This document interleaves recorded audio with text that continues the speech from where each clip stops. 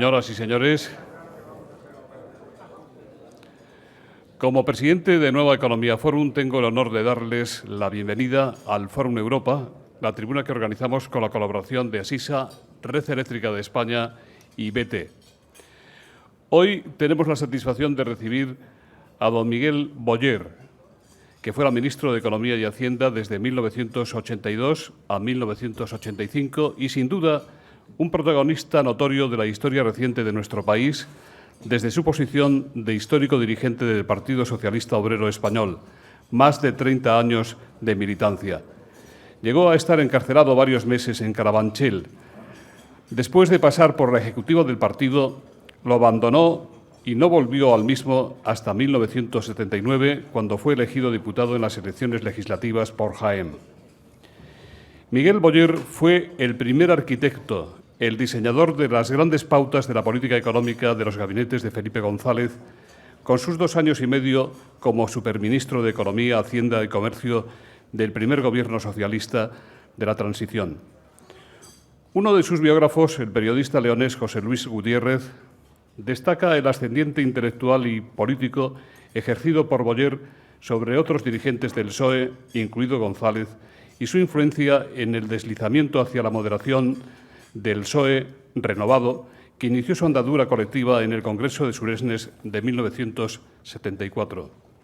Nacido el 5 de febrero de 1939 en la localidad francesa de San Juan de Luz, a donde su familia se había desplazado como consecuencia de la guerra civil. Su padre era militante de Izquierda Republicana y cercano a Manuel Azaña. Miguel Boyer Salvador estudió en el Liceo Francés de Madrid. Se licenció con premio extraordinario en Económicas y Físicas en la Universidad Complutense de Madrid, ejerciendo como profesor de la Escuela de Ingenieros de Telecomunicaciones. Trabajó en el Servicio de Estudios del Banco de España, fue subdirector del Servicio de Estudios del Instituto Nacional de Industria y fue nombrado director del mismo en 1974. También fue director de Planificación y Estudios del Instituto Nacional de Hidrocarburos en 1981. Entre sus actuaciones más destacadas como ministro de Economía y Hacienda del primer gobierno de Felipe González se encuentra la expropiación de Rumasa, la Ley de Arrendamientos Urbanos y el conocido como Decreto Boyer, que liberalizaba los horarios comerciales y modificaba la Ley de Arrendamientos Urbanos, transformando los contratos de alquiler, que hasta entonces podían tener carácter vitalicio, en temporales. Durante su mandato promovió una política fiscal y monetaria restrictiva y estabilizadora de lucha contra la inflación. Mantuvo conflictos con algunos ministros del Gobierno, como Alfonso Guerra, que preconizaban una política económica diferente, más propensa al aumento del gasto público. Tras su salida del Gobierno, ha venido desempeñando cargos directivos en distintas empresas: presidente del Banco Exterior, presidente de Cartera Central y vicepresidente de Fomento Construcción y presidente de la Compañía Logística de Hidrocarburos, CLH. En la actualidad es miembro del Consejo Asesor Internacional de Bosch y representante de la Corporación Financiera ISOS del Grupo 2002 en el Consejo de Administración de Real Urbis. Tras su matrimonio con doña Isabel Preisler, el físico, el estudioso de la filosofía de la ciencia, el economista, el ideólogo, el personaje público, el hombre, sufrió una presión todavía mayor por parte de la prensa. También en esto, Boyer ha demostrado un extraordinario temple y una paciencia casi sin límites. Por su perfil de hombre de Estado, por su interesante personalidad política e intelectual, por su inteligente perspectiva de experto de la economía española, por su visión de lo que ocurre y lo que puede ocurrir en la actual encrucijada que vive en España y Europa, es un gran honor para el Fórum Europa recibir hoy a don Miguel Boyer. Querido amigo, la tribuna es suya.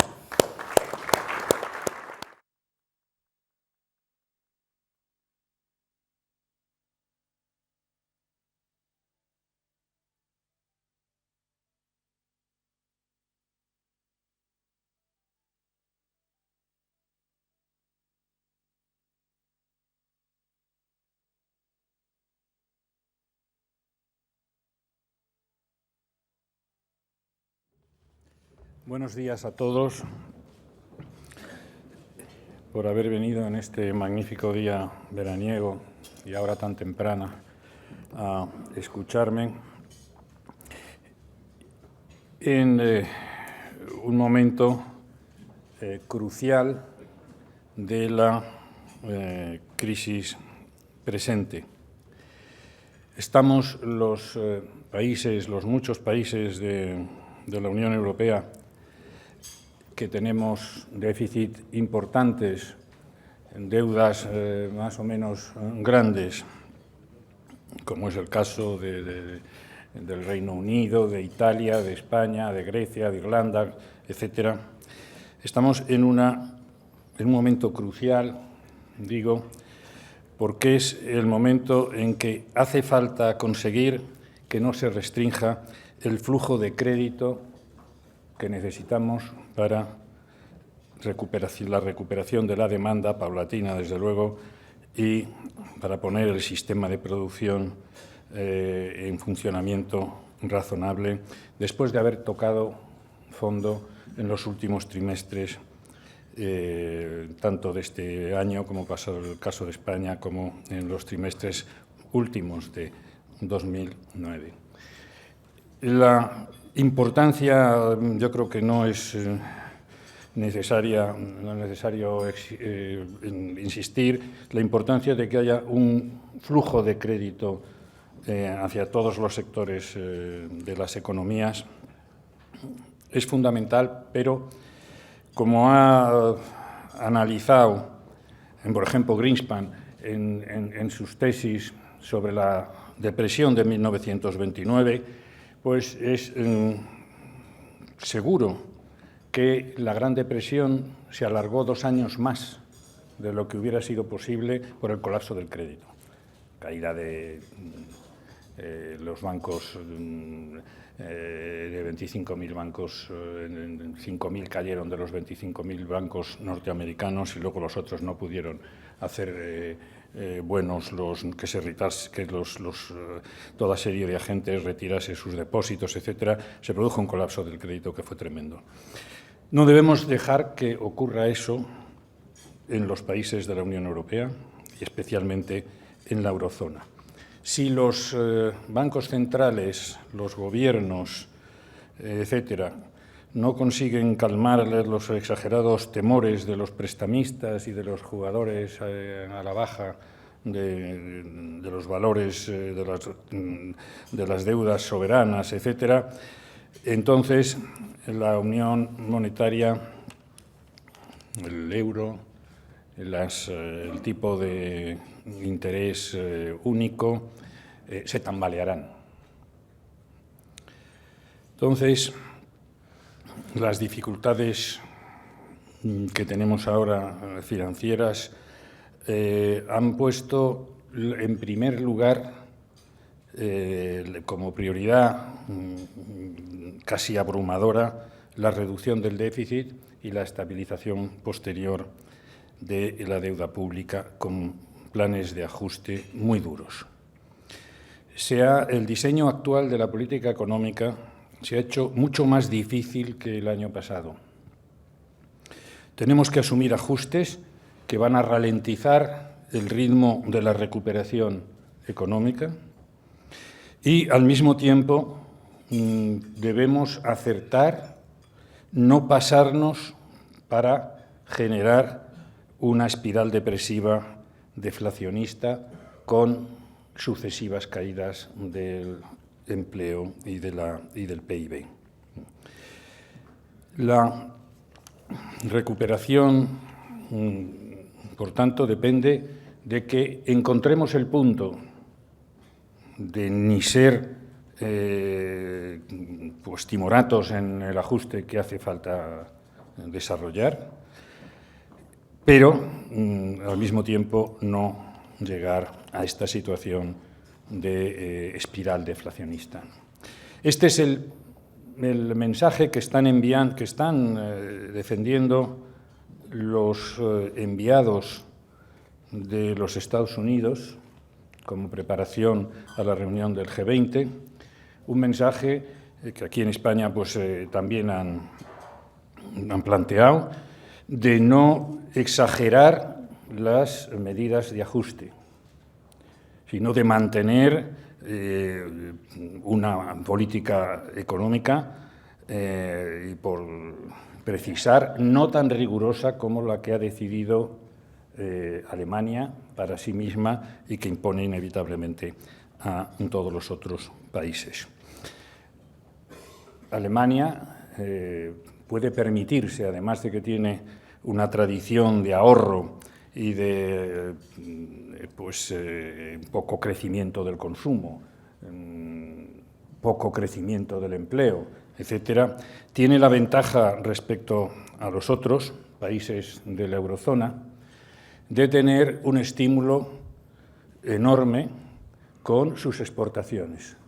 Alemania exporta ahora, no tiene unas exportaciones del 42-43% del PIB, mientras que los demás la tenemos solamente, no está mal, pero de 26-25%. Alemania, con el tirón de las exportaciones, tiene sin duda unos estímulos que los demás no tenemos en la misma medida, lo cual no quiere decir que no la tengamos bastante importantemente, y es uno de los factores que sin duda nos está ayudando en la crisis. El año pasado, como saben ustedes, aportó 2,8% de PIB al PIB, y este año será menor, pero también muy apreciable. Entonces, parece que Alemania explícitamente ha renunciado a hacer el papel de locomotora de Europa, nos lo ha dicho claramente. Es decir, las medidas que ha tomado son para que Alemania continúe firme sobre sus pies. Y un poco después ya dijo, y además será un ejemplo para los demás, ¿no? Estos. Entonces, ¿cómo hemos llegado a esta situación? Hemos llegado a esta situación por los excesos del auge de los años 2000 a 2008-2009. Las causas, simplificando la causa fundamental, fueron los tipos de interés bajísimos que impuso la Reserva Federal Norteamericana en esos años a los bancos centrales de la Unión Europea, al británico, etc. Y cuando los tipos de interés son excesivamente bajos, y en el caso español todavía fueron más bajos en términos reales, tuvimos como tenemos una inflación mayor en general que la propia Unión Europea, pues tuvimos tipos de interés negativos en España en 2002, 2003, 2004, 2005. Cuando eso ocurre, se produce una tendencia inevitable al endeudamiento de todos los agentes y de todas las empresas de cualquier país. Evidentemente, los apalancamientos con bajos tipos de interés multiplican el resultado de explotación y es muy difícil resistirse a eso. Además, hubo otra idea importante en los excesos de los años 2000, que fue la creencia que ya habían desaparecido las grandes recesiones del pasado. Es una lección contra la soberbia de muchos grandes economistas del siglo XXI y que ya consideraban que se podían manejar, incluso se podían prever las crisis y además manejarlas muy bien, pues una vez más, como ha ocurrido en la historia económica, las crisis muy importantes, y no digamos las otras, nos han sorprendido y han sorprendido a todos los analistas, salvo algunos de los que siempre están profetizando una desgracia, porque en algún año seguro que ocurre, y entonces se apuesta con bastante seguridad si no se precisa ni el momento ni por qué, que no suelen molestarse en precisar los profetas de desgracia. El exceso de endeudamiento de los bancos, de los particulares, etcétera, y en particular los países que tenemos un peso muy fuerte, o que teníamos un peso muy fuerte de la inversión en construcción residencial generaron lo que llamamos las burbujas, es decir, crecimientos de los precios de las acciones, de los bienes mobiliarios, inmobiliarios, etcétera, muy por encima de lo que es justificable por los fundamentos económicos, ¿no? En España hubo un exceso muy notable de inversión, una sobreinversión en toda serie de cosas. Una parte, pues, en fin, la inversión llegó a tener una media del 29 o del 30% del PIB, a comparar con la Unión Europea, que tuvo un 21% de media entre 2003 y 2007, o los Estados Unidos, que tuvieron un 14% del PIB, no comparar con el 30 o 29% medio de España. Y entonces, afortunadamente, una parte de esa inversión fue a bienes de equipo, fue a una capitalización de la economía española muy notable, pero otro 15% fue a la construcción en general, y ahí pues prácticamente la mitad, un poco menos, fue inversión residencial. Este impulso a la inversión atrajo además a 6 millones, aproximadamente 6.100.000 personas entre 1990 y tantos y el año 2009, que constituyen en gran parte uno de los problemas más difíciles al que está enfrentada la economía española. Encontraron trabajo muchos de ellos en la construcción residencial y en la otra, y precisamente ese ha sido uno de los problemas más graves con el desplome del sector inmobiliario. Quiero decirles ya, aunque luego insistiré, que un exceso de inversión es más difícil de corregir que el problema contrario que ha ocurrido en países como Grecia, etcétera. Es decir, no tener suficientes recursos para poder desarrollar un sistema productivo, etcétera. Es decir, es más fácil cortar y ponerse en una situación de equilibrio sostenible, no como la que hubo entonces. Es más fácil cuando nos hemos pasado en la inversión que si hubiéramos tenido el problema siguiente de no generar recursos suficientes para sostener una economía. El boom de la construcción, en el caso español,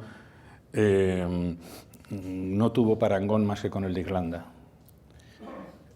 Cuestión bastante interesante porque, teniendo unos sistemas muy diferentes, el irlandés muy flexible en sus contrataciones y además en una posición próxima a la Gran Bretaña y con relaciones con los Estados Unidos muy importantes, cayeron también en una inversión en construcción del 15% del PIB, lo mismo que nosotros, y en la caída, en el pinchazo de las burbujas, tuvieron una caída del empleo parecida a la nuestra, 6 o 7% de caída en el PIB, mientras que los países que no tenían tanto entusiasmo por la inversión residencial, como fueron pues casi todos los grandes países occidentales, es decir, los Estados Unidos, la Gran Bretaña, Italia, Francia, hicieron una inversión del 9% aproximadamente del PIB en residencial, en ladrillo, como vulgarmente se dice, en vez de el 15% que invertimos nosotros. Y de ahí uno de los aspectos más fundamentales de la caída del empleo después, con el pinchazo de las burbujas de los años 2000, porque, como saben ustedes perfectamente, la construcción es intensiva en mano de obra. Y entonces, aunque su aportación al PIB no es muy importante en los años estos, no dependió nuestro dinamismo precisamente del ladrillo, como los analistas superficiales Dicen todos los días que nosotros nos estábamos descansando en el ladrillo y con la caída del ladrillo hemos caído en una planicie que pudiera ser, para ya los más pesimistas, como la que sufrió el Japón en los 90. No tuvo tanta importancia en el crecimiento español el ladrillo, pero sí tuvo mucha importancia en la creación de empleo.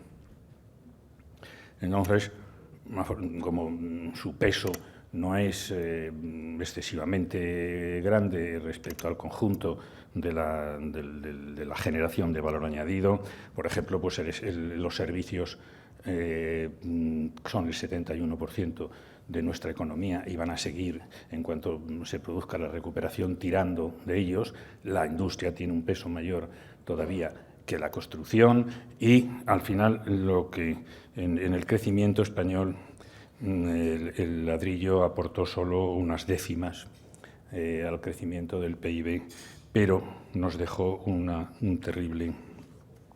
terrible herencia de personas, trabajadores que vinieron y encontraron trabajo en la construcción y que muchas de ellas no lo volverán a encontrar en ese sector, ni mucho menos, porque es imprescindible, y ya de hecho ha ocurrido incluso con exceso, que se reduzca la inversión en la construcción y en particular en el residencial.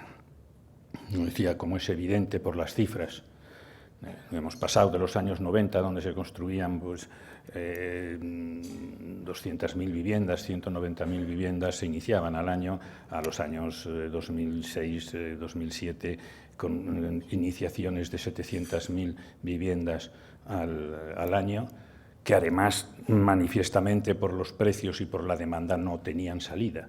Era un fenómeno especulativo en gran parte y de burbuja que no era sostenible. Bueno, cuando se pincharon las burbujas por desconfianza, primero en el sector inmobiliario, de que no era posible vender esas casas y se cortó la inversión en el sector inmobiliario y en el sector de la construcción, pues naturalmente cayó el empleo y entonces se arrastró, se extendió el shock a los otros sectores de la economía. En 2009 se dio, como saben ustedes, el punto más bajo de las economías. En el caso de España, la caída del PIB fue la segunda menos mala, después de la de Francia, que cayó un 2,2%. El 3,6% de caída del PIB en España fue el menos malo. Alemania casi llegó al 5, al 4,9%, la media de la Unión Europea, una caída del 4%, etcétera. Pero el problema que tuvimos nosotros y que tenemos nosotros es que arrastró una tremenda caída del empleo que estaba basado en la construcción. Si se fijan ustedes por las tasas de paro que hay en España por sectores, el sector de servicios tiene una tasa de paro del 9 y pico, completamente parecida, y es el 71% de la economía española, parecida a las tasas que tienen los Estados Unidos y en este momento ya Francia, etcétera. 9 y pico. La industria tiene una tasa de paro del orden del 15, un poco por encima de lo que es normal en otros países, y en cambio el paro en la construcción es de un 26%. Demuestra que el peso de lo que era la construcción pues ha producido esta situación extraordinaria de paro que, como decía antes, por otra parte compartimos con Irlanda, a pesar de su sistema contractual muy flexible. En ese año, 2009, todos los gobiernos hicieron lo mismo, prácticamente, que fue paquetes de estímulos con ayuda de los bancos centrales que inyectaron liquidez, que era imprescindible, y que ofrecía un estímulo de tipos de interés bajos para sostener toda suerte de problemas, y esa inyección a partir de la caída de Lehman Brothers y de aquellos meses de septiembre del 2007-2008, pues ese estímulo funcionó. Decía Keynes que no es el mejor, la inyección de liquidez no es lo que más cuenta para impulsar la demanda en situaciones de crisis, pero que el sistema monetario es como un cinturón. Si se lo deja laxo, las otras cosas pueden funcionar. Si se aprieta excesivamente, ahogan a todos los otros sectores de la economía. Además, de todas formas, también reconocía, porque es obvio, que si los tipos de interés son bajos hay un estímulo a la inversión y al crecimiento del empleo, etc. Bueno, el año pasado se hizo una política keynesiana típica en todos los países. Según la OCDE, el paquete de estímulos que puso en funcionamiento España fue el cuarto mayor de los países de la OCDE, después de Estados Unidos, de Japón, de Australia, etc. Y, según decían también las instituciones como el Fondo Monetario y la OCDE, en el otoño del año pasado, 2009, eso había salvado de una crisis muchísimo más grave que podía haber ocurrido en todos los países, salvo China y algunas excepciones emergentes. Se felicitaba en el otoño de 2009, por tanto, el Fondo Monetario, la OCDE, el Banco Mundial estaba un poco más retraído de autofelicitarse, pero todo el mundo estaba contento de esas medidas que se habían tomado, del resultado, y todos recomendaban que se mantuviesen todavía estímulos en 2010, ya pensando en que habría que reducir los déficits y las deudas, una ambigüedad de, bueno, de momento no, pero después habrá que ocuparse de los déficits presupuestarios y tal. Pero hay que mantener todavía los estímulos porque es incipiente la recuperación mundial. Bueno, de pronto, en 2010 se ha cambiado completamente la prioridad. Y particularmente, si se compara cuando se constituyó el gobierno alemán, en septiembre del año 2009, hicieron unas proclamas, tanto Merkel como Schäuble, el ministro de Finanzas, diciendo lo importante es el crecimiento, el déficit, y además el crecimiento es la mejor receta para que se reduzcan los déficits en proporción al PIB y la deuda, etc. ¿no? Bueno, pues quien les oyera y quien les oye, ¿no? Es decir, en este momento Alemania se ha convertido en una especie de Savonarola financiera, exigiendo a todos una austeridad, dadas las situaciones financieras. En ese problema de las tensiones financieras, como es evidente, hay razones de fondo. Si resulta que los tipos de interés han subido, lamentablemente, por la especulación, el miedo, etcétera, si han subido los tipos de interés, las deudas crecen al mismo tiempo que el tipo de interés. Es decir, crecen, pues, en el caso de los países que tienen más problema, no como Alemania, pero casi todos los demás, pues hay el riesgo de que la deuda crezca al 3%. Mientras que el crecimiento de las economías pues está entre el 0,5 y el 1 o el 0,9, etc. Entonces, la relación entre la deuda y el PIB tiende a deteriorarse, salvo que demos los tajos inevitables para seguir adelante. Es, como decía antes, fundamental que no continúe el crecimiento de la deuda y del déficit, que aunque por las medidas de ajuste que exige es naturalmente contracíclico, es decir, acentúa el problema de recuperar un crecimiento de las economías, pero afortunadamente no todo es contracíclico en el trabajo de ajuste de los déficits y de la deuda, porque naturalmente si conseguimos tener éxito en eso, bajará el tipo de interés para países como nosotros y como los de la periferia y como casi todos menos Alemania. Y claro, si cae el tipo de interés otra vez, si podemos bajar el tipo de interés otra vez al nivel, por ejemplo, al que lo ha puesto el Banco Central Europeo o la Reserva Federal Americana, eso es un estímulo para el crecimiento de la economía. Buscando una analogía para ver dónde estamos, en los años de las crisis del petróleo también tuvimos que empezar haciendo un ajuste bastante serio.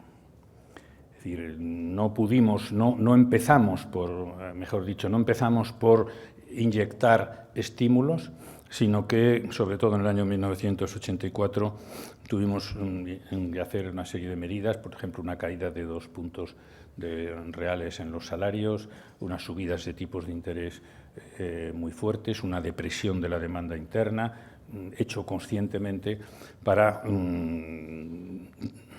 salir de los desequilibrios que tuvimos, que se habían producido desde los años 70 por los primeros shocks y el segundo en el 79 del petróleo. Era bastante, parecía contradictorio, lo mismo que ahora parece contradictorio con la recuperación el que tengamos que hacer un ajuste, pero no es contradictorio, es necesario reducir los desequilibrios primero y luego después, como se hizo ya en el 85, a poner estímulos una vez que se han hecho los ajustes duros que hay que hacer y en la situación esta que es la que estamos. Hay que decir que esas crisis, que por la caída del PIB fue muy pequeña en el año 81, solo una caída de un 0,1, pero cayó el empleo durante 11 años sucesivos y cayó la inversión durante 9 años sucesivos. Y se desplomó, no el ladrillo como ahora, se desplomó la industria. Me tocó a mi colega Carlos Olchaga, el naval, el acero, los electrodomésticos se vinieron abajo. Quebraron 22 entidades financieras. No es comparable con esta situación en que se ha contraído el ladrillo como problema fundamental por el empleo. Si no, no tendríamos ese problema. Las perspectivas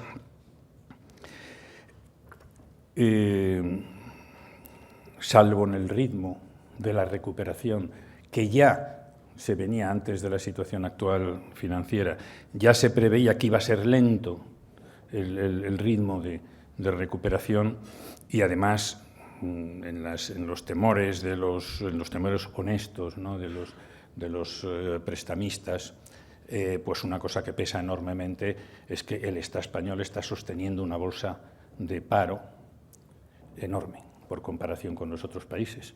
Entonces, eso es un problema muy serio. El gobierno adoptó la línea de sostener más incluso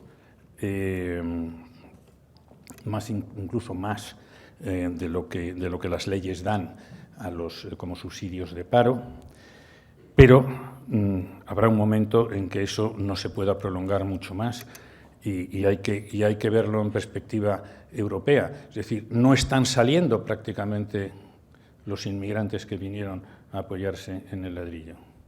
No están saliendo a los otros países. Parte primero porque no generan empleo los otros países. Nosotros hemos resuelto un problema de empleo a la Unión Europea en los años de auge, pero ahora están quedándose en España. Y es muy difícil predicar que hay que cortar los subsidios, es éticamente inaceptable, pero económicamente no podremos seguirlo sosteniendo indefinidamente esa bolsa.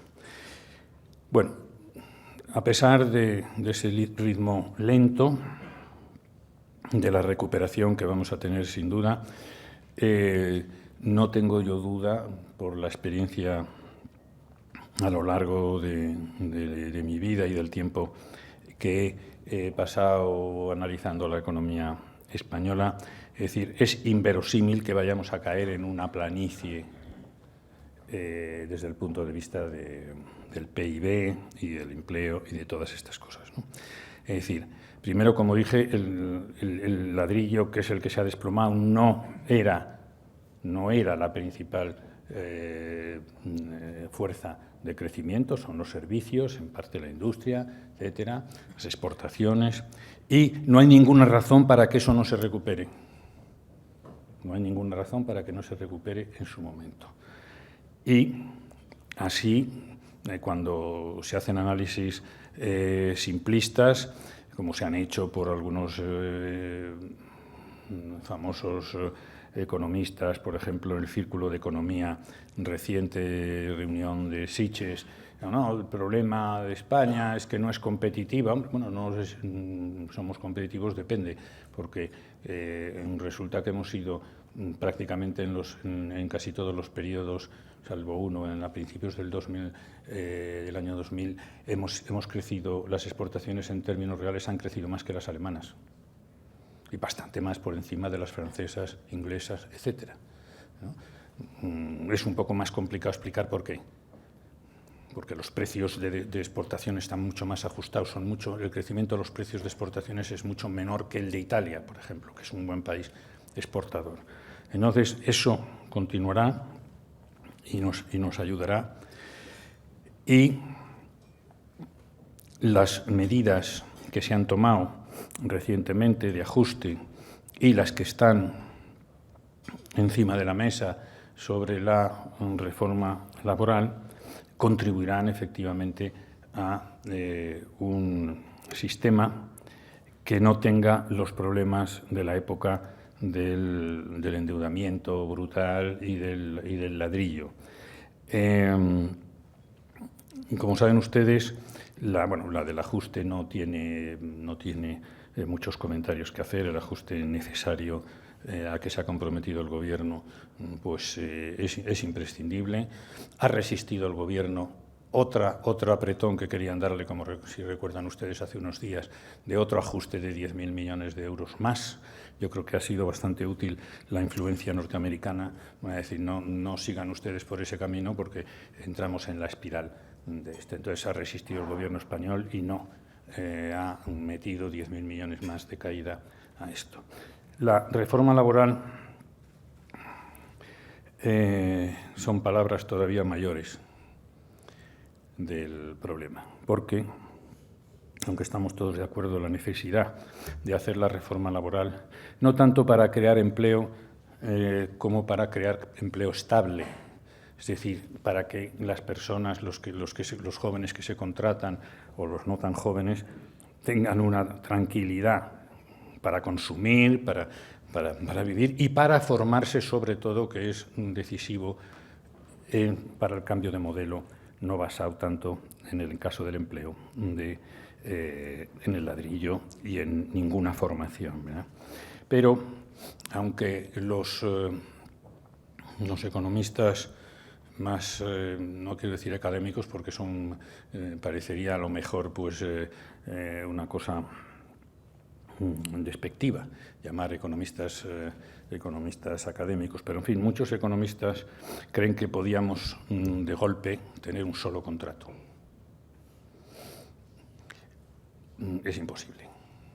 Es decir, la transición tiene que ser mucho más lenta. Hay 15 millones de trabajadores con contratos definidos, ordinarios, con una indemnización por despido improcedente en 45 días de salario por año.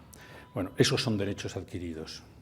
Probablemente ni jurídicamente ni políticamente se puede decir ahora mismo a 15 millones de trabajadores españoles les bajamos a 33 o 25 días la indemnización. Entonces, esa es una masa de contratos de ese tipo.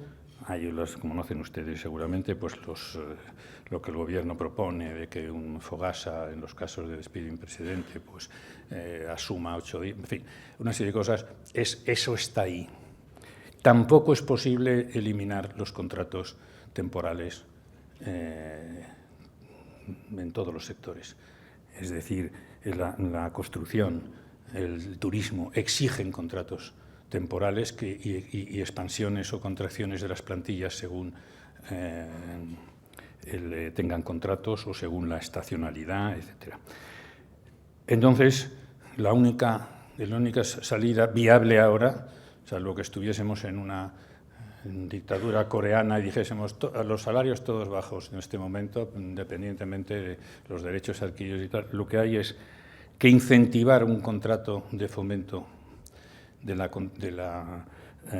contratación indefinida, que es el que tiene 33 días en caso de despido improcedente de indemnización, que fue establecido en 1997, pero con muchas restricciones, porque los sindicatos entonces, en 1997, pensaron que si se facilitaba mucho ese contrato de fomento del empleo indefinido, pues al final acabaría prevaleciendo o reduciendo la contratación de tipo ordinario que existe.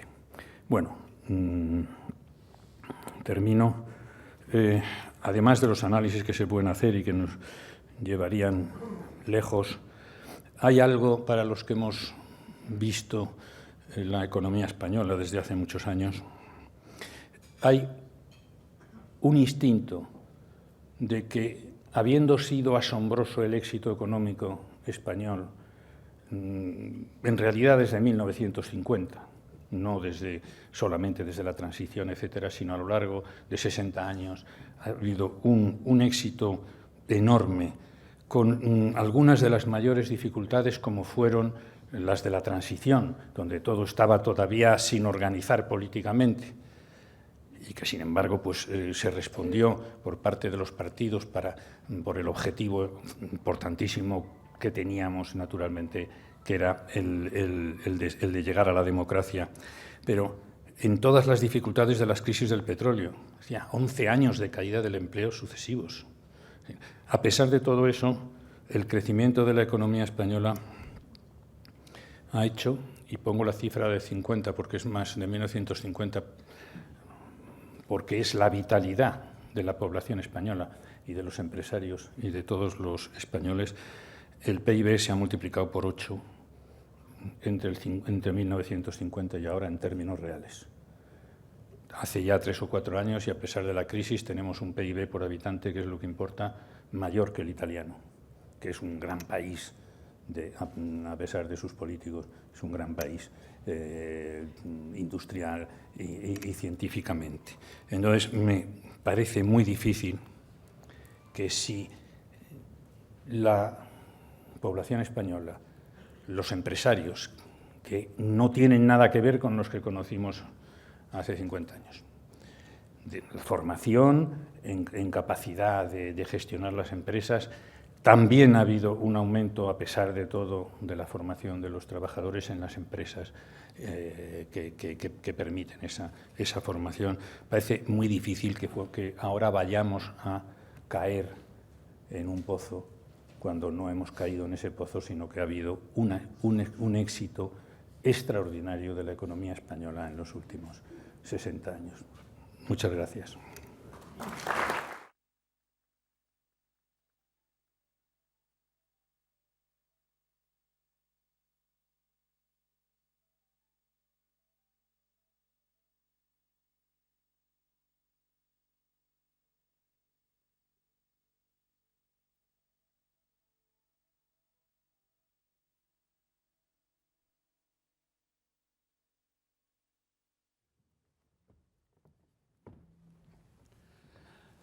Muchas gracias. El moderador del coloquio hoy será Miguel Ángel Noceda, corresponsal económico del diario El País. Sí. Buenos días. Señor Boyer, la mayor parte de las preguntas redundan sobre el discurso que usted ha tratado, pero yo voy a empezar por una que seguramente usted ni se imagina. ¿Hubiera usted expropiado ahora a Rumasa?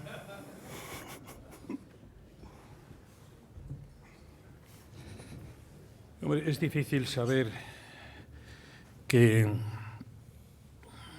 cómo enjuiciar en la distancia y en otras circunstancias los problemas, ¿no? Entonces, en ese momento, lo que movió al Consejo de Ministros, que tomó la decisión, era la preocupación porque un holding enorme en el número sobre todo de empleados, pues se desplomase en los primeros meses, estamos hablando en febrero del año 83, se desplomase, porque estaban produciéndose desplomes de entidades financieras, de aluminio, de la construcción naval, etcétera, y pensamos en ese momento que la caída de ese grupo, que había sido emblemático durante los tiempos del franquismo y principios de la transición, tuvimos miedo de que se desplomase porque estaba en quiebra, según los datos que venían del Banco de España, que estaba a punto, además, de sacar a los bancos de Rumasa del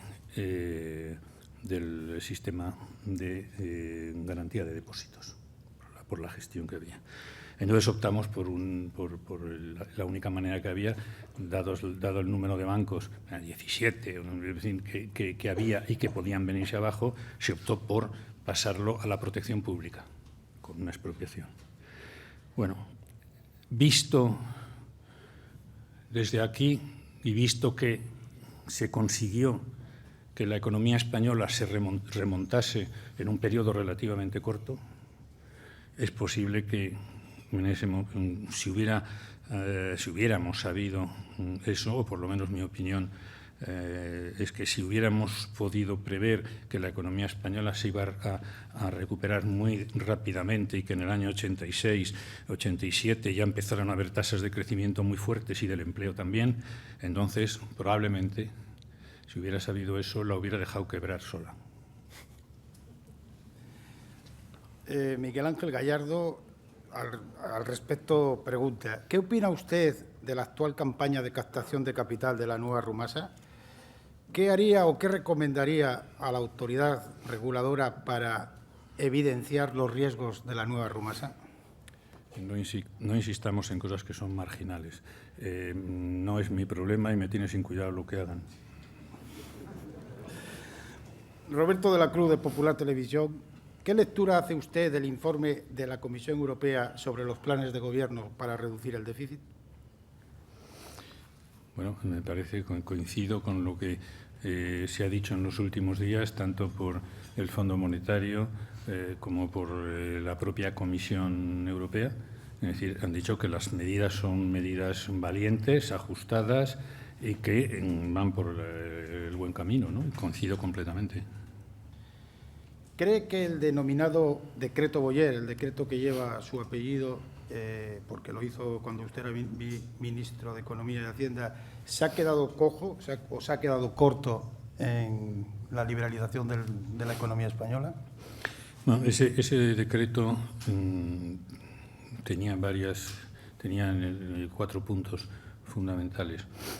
Primero, inyectamos 200.000 millones de pesetas al consumo y a la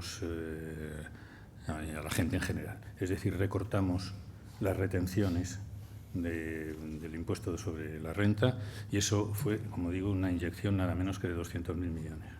Segundo, dimos una libertad de amortización a todas las empresas que invirtiesen a partir de 1985 y 86 y 87, que fue un estímulo tremendo a la inversión. Y luego había 2 mensajes, que eran 2 mensajes de liberalización y además pues para animar a los empresarios, que eran, como saben ustedes, la libertad de horarios comerciales y, por fin, remover el sistema de arrendamientos que hacía que sí, que los arrendamientos fueran baratos, pero que no los hubiera, es decir, que no hubiera como pasaba en la Unión Soviética, la comida era barata, pero no había que hacer colas, y cuando se terminaba, pues ya los otros no tenían ocasión. Entonces, eso venía desde el año 1920, en que el conde de Bugallar, nos llamaban un cacique gallego importante, pues había bloqueado, por la inflación, había bloqueado los arrendamientos. La República quiso hacer una ley más flexible, acabó la guerra, acabó con ella antes que con la modificación de los arrendamientos, y luego, después de la posguerra civil, pues se congeló aquello para no generar un problema tremendo. Pero, en fin, yendo a la pregunta, es un tipo de estímulo o un tipo de estímulos propios de cuando ya se ha hecho el ajuste. Y yo creo que quizá en esta crisis tenemos que hacer el ajuste, lo mismo que se hizo el año 1984, y cuando ya esté hecho el ajuste y preparada la situación, hay que dar un empujón. Y yo creo que tendrán que dar un empujón, el que sea entonces. Ya, evidentemente, pues el tema de los alquileres y el tema de los arrendamientos no es que esté resuelto del todo, pero ya no tiene el impacto que tuvo entonces, y lo que sí creo efectivamente es que en algún momento de los años próximos convendrá, cuando se haya resuelto el problema de la deuda y del déficit, habrá que dar un impulso para que la recuperación se acelere un poco. Hay muchas preguntas en condicional. Si usted fuera, si usted estuviera, si usted fuera vicepresidente económico en estos momentos, si usted fuera ministro de Economía en estos momentos, si usted estuviera en el Gobierno en este momento. Bueno, al hilo de esa... es errónea la premisa fundamental, pues no... Pero el contenido de las preguntas sí se lo voy a hacer. En primer lugar, pregunta González Huesa, de Servimedia. ¿Qué puntos añadiría o quitaría de la reforma laboral? ¿Falta hablar de negociación colectiva? Bueno, antes les he dicho algo sobre la dificultad de las soluciones simplistas en el tema de la contratación, que sin duda necesita ser perfeccionado y tratado en el trámite parlamentario, esperando además que cada grupo aporte sus ideas, no sean simplemente críticos de lo que hace el Gobierno, sino que se mojen. No hay un entusiasmo muy grande, observo, entre los otros partidos por presentar sus propuestas duras o no duras sobre el tema laboral. No se ve que estén avanzando. Los más simpáticos con el Gobierno dicen que ellos no van a impedir, pero que la reforma es una cosa del Gobierno y que cada uno aguante su vela. Bueno, pero en fin, es claro que tiene que perfeccionarse y que puede perfeccionarse el tema de la contratación en el trámite parlamentario. Bueno, se ha avanzado poquísimo en los otros temas, ha absorbido quizá el interés pero la descentralización de la negociación salarial, no hay una figura que parezca importante, y el descuelgue de las empresas respecto a un convenio colectivo del nivel que sea, que es fundamental, pues resulta de gran dificultad desde el punto de vista nada menos que constitucional. Aunque he leído ayer de manera que me ha reconfortado, que dice el señor Durán Lleida que hay fórmulas. Y yo creo que tiene que, cuanto antes, porque es que estamos con un problema incluso nada menos que constitucional para flexibilizar esta. Entonces, la contratación colectiva, los contratos colectivos, los acuerdos colectivos son importantísimos. Flexibilizarlos sería un gran paso adelante, y si se puede hacer, porque no se pone la Santa Constitución, pues entonces sería un buen paso, sí. ¿Por dónde debe, el mismo autor de la pregunta hace otra, ¿por dónde debe empezar la reforma de las pensiones? ¿Retrasando la edad de jubilación? ¿Teniendo en cuenta la vida laboral para el cálculo de la pensión, por ejemplo, dice? Bueno, el aspecto clave es, por una parte, el fijar qué periodo de trabajo o qué periodo en el cual ya es razonable la jubilación. Esa es una decisión que en parte es económica y en parte es de sentido común humano. Y quiero decir que hace unos 2 o 3 meses la hija de mi antiguo amigo Delors,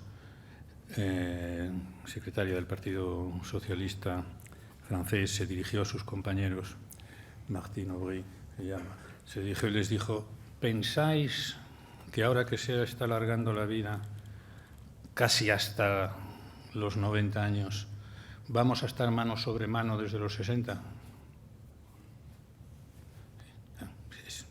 Aunque no hubiese un problema económico y financiero para mantener las pensiones, es concebible unas sociedades que entre los 60 y los 85 están mano sobre mano. Es una tragedia humana, además de que es imposible de sostener entonces las pensiones. Entonces, hay que alargar, hay que retrasar la edad de la jubilación paulatinamente al ritmo en que se ha producido en la edad media de los españoles, como en los otros países. Ahí, antes de que recobrase una parte de sentido común el señor Strauss-Kahn, que había dicho hace un par de 20 días o 25, España tiene que alargar la edad de trabajo y retrasar la jubilación y ponerse en el nivel de los países avanzados de Europa, de los cuales pues retiraba clara Francia, que tiene 60 años de jubilación, ¿no? Entonces nosotros estamos en 65. Pero, en fin, ya pues aprendiendo un poco más de cómo está cada uno, en fin, ya está en apoyo de las medidas que se están tomando. Entonces yo creo que eso se ha hecho bien de llevarlo al Pacto de Toledo, porque es tan racional, además, que en cuanto se hagan cifras, puede corregir cosas que ahora hay, pues que hasta que uno ha trabajado 15 años no tiene absolutamente nada de pensión. Si no puede haber algo que vaya creciendo según los años de trabajo de cada uno. Eso quizá pues se puede asociar al modelo austriaco. El modelo austriaco en realidad no debe estar en la parte de la contratación o en la parte que se ha tratado hasta ahora, sino que el modelo austriaco es más bien una especie de sistema de pensiones que debiera verse en el mismo contexto de la reforma del sistema de pensiones, ¿no? No es por aprovechar esta respuesta, y en parte ya lo he dicho antes, pero Federico Castaños, de 5 días, pregunta: ¿aceptaría la vicepresidencia económica si se la ofreciera el presidente del Gobierno? No podría. La edad, los sueldos de los ministros, he visto que los empresarios, en una encuesta reciente, que quieren que se rebajen todavía más los sueldos de los ministros del país, ¿no? Bueno, si se sigue bajando los sueldos o manteniendo los sueldos que hay ahora en la alta administración, pues pronto llegarán solo los analfabetos a la dirección del Gobierno. Obviamente. Es decir, es que no se trata de equipararlos no se trata de equiparar los sueldos a los sueldos de de los presidentes de bancos, por ejemplo, ¿no? No se trata de eso, pero que puedan tener ministros de los que depende o que puedan llegar y sostenerse los ministros principales y los directores generales que puedan tener el gobierno, que puedan tener unas remuneraciones del orden de un subdirector de alguna empresa cualquiera, pues parecería razonable, pues eso, para no desanimar a los jóvenes en esa carrera política, ¿no? Pero vamos, como me interesa aún más el problema en general, yo, aunque estuviese muy bien pagado y pudiera alimentar a mi familia con ello, es que tampoco tengo ya la edad de estar en la brega cotidiana y de sufrir más de lo que ya sufrí en otros tiempos, ¿no? Aparte de la reforma laboral, ¿qué otras reformas estructurales necesita la economía española en estos momentos?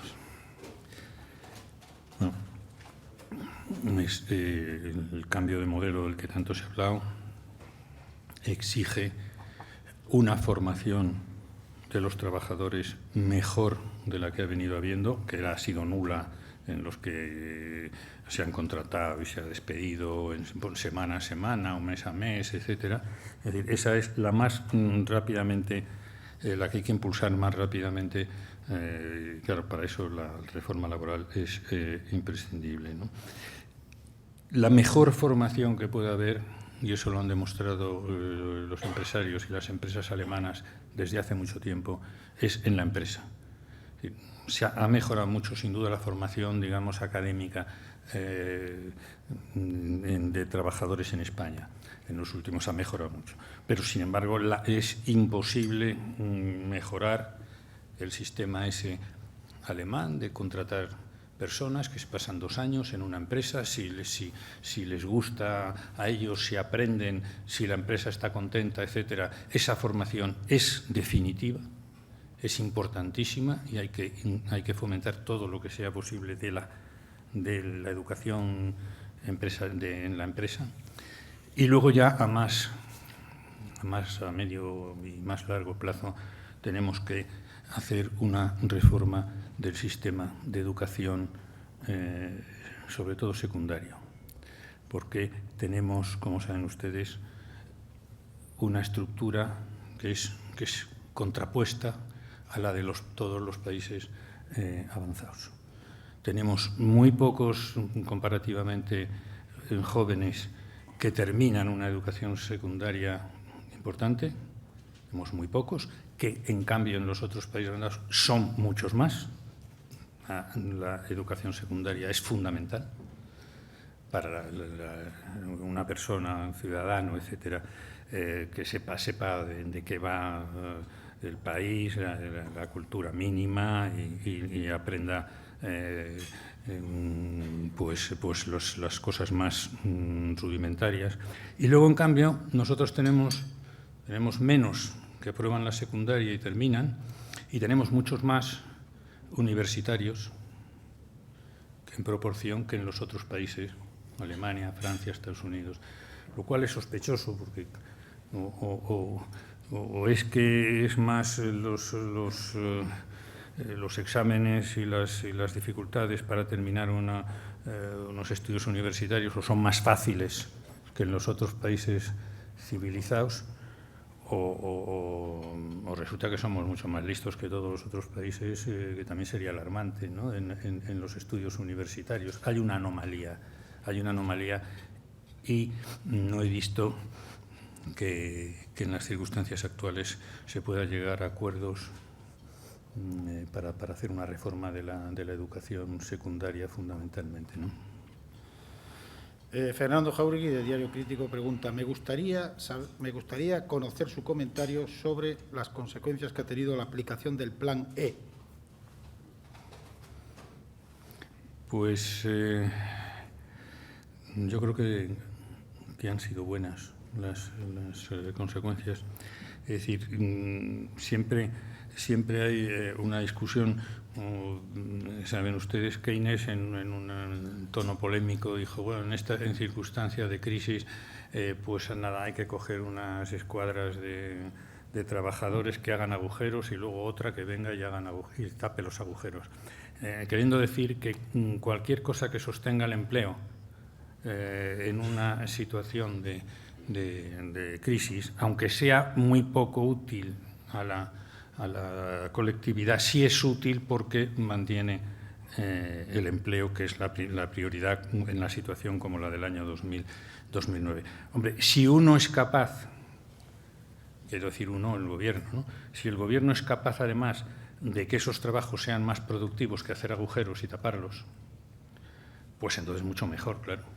Es decir, pero es bastante difícil porque todos hemos visto cosas en el plan tanto extrañas, ¿no?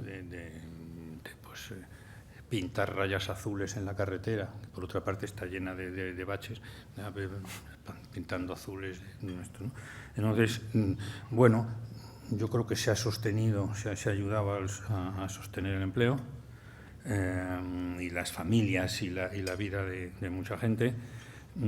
Y habrá habido unos temas, según los ayuntamientos y según hayan orientado la cosa, pues ha tenido, a mi juicio, ha sido acertado el hacer ese plan, lo mismo que el de los automóviles, que además, aunque parece un poco estrambótico, tienen tal multiplicador y tan importancia en la industria que es una desgracia que no podamos prolongarlo, ¿no? Eustaquio Jiménez, director de Ciudadano y Consumo, pregunta: ¿cree usted que los que han provocado la crisis son los que se están beneficiando o se beneficiarán de ella? ¿Cómo? Perdón, me lo repite porque parece... ¿Cree usted que los que han provocado la crisis son los que se están beneficiando o se beneficiarán de ella? Hombre, la crisis, en parte, muchos somos inocentes y en otros somos culpables, ¿no? Es decir, que evidentemente, decía, el error de los tipos de interés bajos, que ha sido una de las causas, a mi modo de ver, más claras del auge y de los pinchazos posteriores, pues no creo que haya a Greenspan y a los otros de la Reserva Federal, no creo que les esté beneficiando. Los bancos que efectivamente han tenido una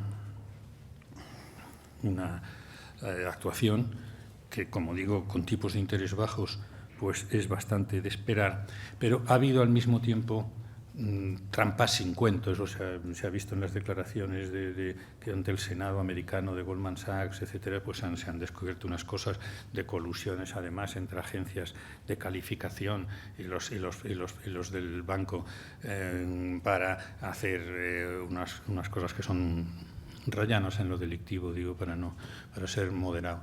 Entonces, sí, en los bancos efectivamente ha habido un aprovechamiento de estas cosas, y además el sistema que ojalá por lo menos eso se varíe, ¿no? El sistema de remuneración de los ejecutivos en los bancos y en empresas semejantes, pues han tenido unos blindajes que les hacía insensibles al fracaso. Entonces, cuando uno está blindado y si la empresa tuya pues cae entera, tú te vas a llevar la remuneración que te han acumulado, pues entonces la verdad es que la tentación de asumir el riesgo o la indiferencia respecto a que la empresa se caiga, pues ha sido uno de los elementos del desastre de las unidades. Bueno, en definitiva, por llevarlo a un tema concreto, porque si no estaríamos en la ética teórica, pues ahora está sobre la mesa la cuestión de si se pone un impuesto a los bancos y luego, por si acaso, otro también a las transacciones financieras, ¿no? Eso se originó en los Estados Unidos en un momento de cólera de Obama, después de la derrota en Massachusetts, y de pronto cayó en manos del populismo, que es bastante frecuente en situaciones de estas. Y, de hecho, se apuntó inmediatamente, si recuerdo, Sarkozy y Gordon Brown. El impuesto se comprende como una recuperación del dinero que han dado los estados a los bancos en mala situación en diversos países. Claro, en Estados Unidos los bancos que están haciendo otra vez grandes beneficios deben 350.000 millones de dólares al Estado.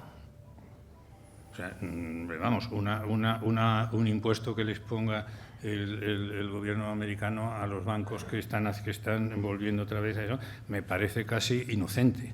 Pero vamos, está justificado. Pero oye, y en Alemania y en Inglaterra, pues también bastante. Ahora, lo que me parece absurdo, los bancos españoles, el Estado no les ha dado ningún apoyo, porque lo han hecho bien, dice, pues un impuesto también.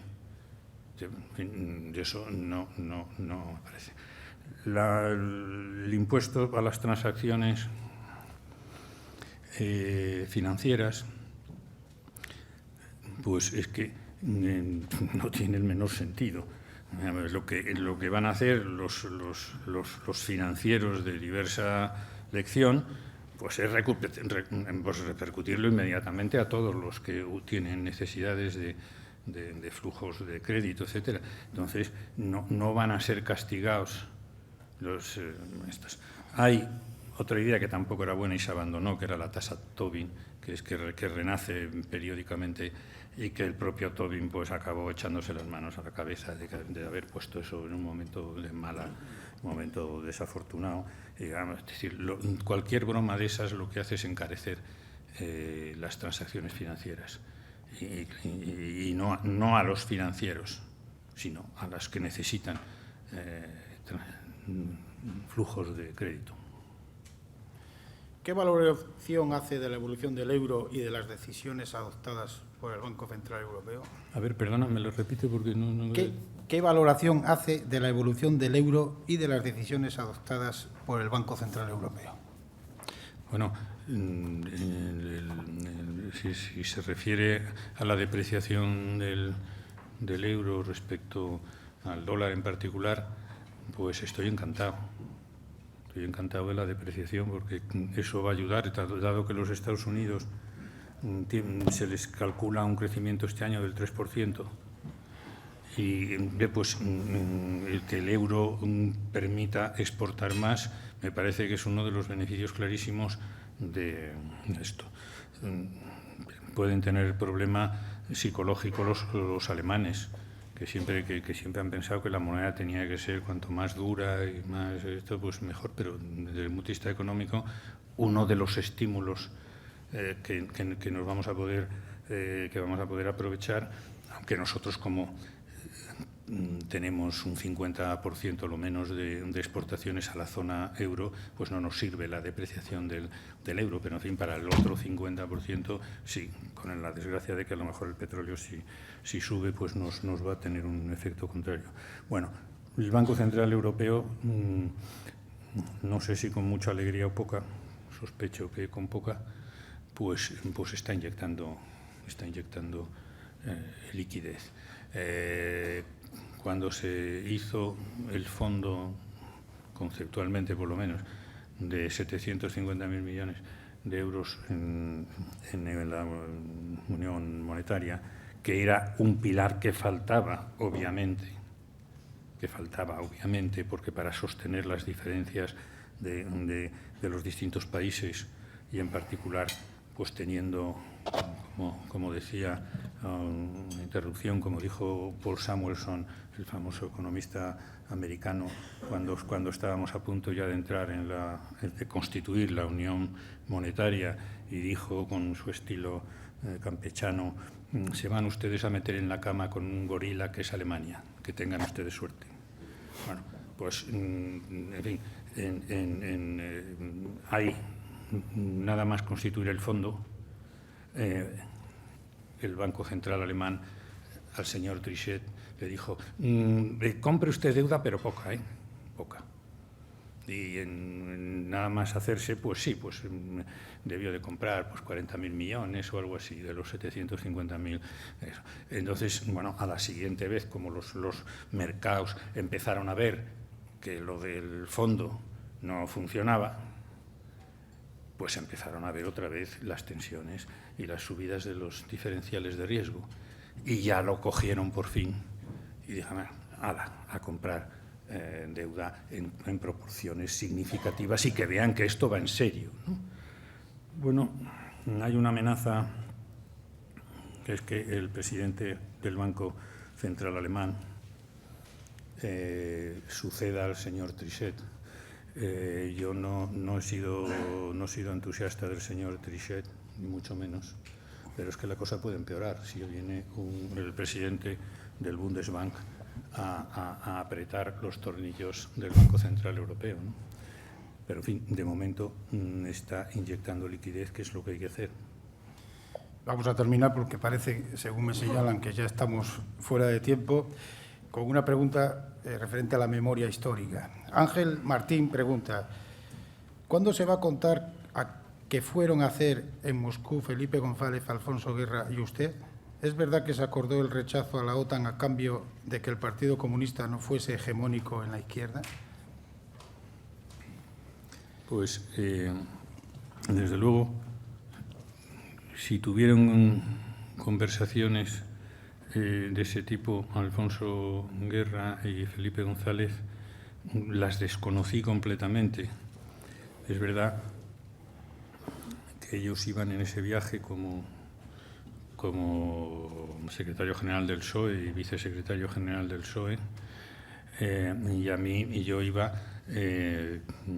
con el apelativo que me ponían los rusos en el papel cada vez que tenía que aparecer quiénes éramos y qué es lo que hacían.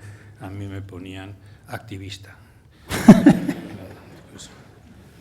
Bueno, no pasé de activista en aquel viaje y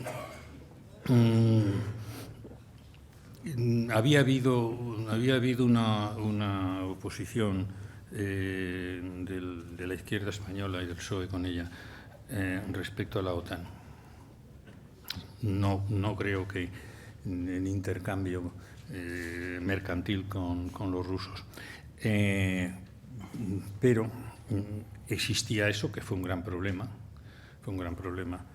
Y como no estaba preparada, y además, en fin, esto ya es una disquisición later, la población española todavía, la izquierda, detestaba la OTAN como un engendro militarista. Bueno, eso no se había disuelto en el momento en que Leopoldo Calvo Sotelo decidió entrar en la OTAN. No se había todavía corregido en la mente de la izquierda española. Y muchos de nosotros pensamos, yo entre otros, pensamos, si se presenta el tema de entramos o no entramos en la OTAN, vamos a tener que hacer una campaña, como no estábamos, si vamos a tener que hacer una campaña que nos va a enfrentar a los Estados Unidos, que no tenemos ganas de enfrentarnos a los Estados Unidos, ni a los otros países de la OTAN. Y sin embargo, los militantes del PSOE y la izquierda en España, las personas de izquierda en España, no veían entonces con satisfacción, ni mucho menos, la entrada en la OTAN, ¿no? Entonces, que Brezhnev, que estaba moribundo en esa época donde estuvimos en diciembre del 79 o 78. Yo no creo que hicieran ningún pacto así de tan grandiosos como eso, y tan burdamente mercantiles, pero tampoco, ya como pobre activista, desde luego no estuve en ninguna conversación de ese tipo. Vamos, no. Muy bien, muchas gracias. Luis Atienza, presidente de Red Eléctrica, tiene la palabra. Muchas gracias a Miguel Boyer, en nombre de Asisa, de BT y de Red Eléctrica, por así acudir a estos desayunos. Siempre es un privilegio escuchar a una persona de su conocimiento, de su experiencia, de su espíritu analítico, de su capacidad pedagógica y de su independencia de criterio. Y me quedo con la visión positiva, optimista sobre las perspectivas de crecimiento de la economía española a medio plazo, basada en el dinamismo y la capacidad de transformación acreditada a lo largo de las últimas décadas. Enhorabuena y muchas gracias.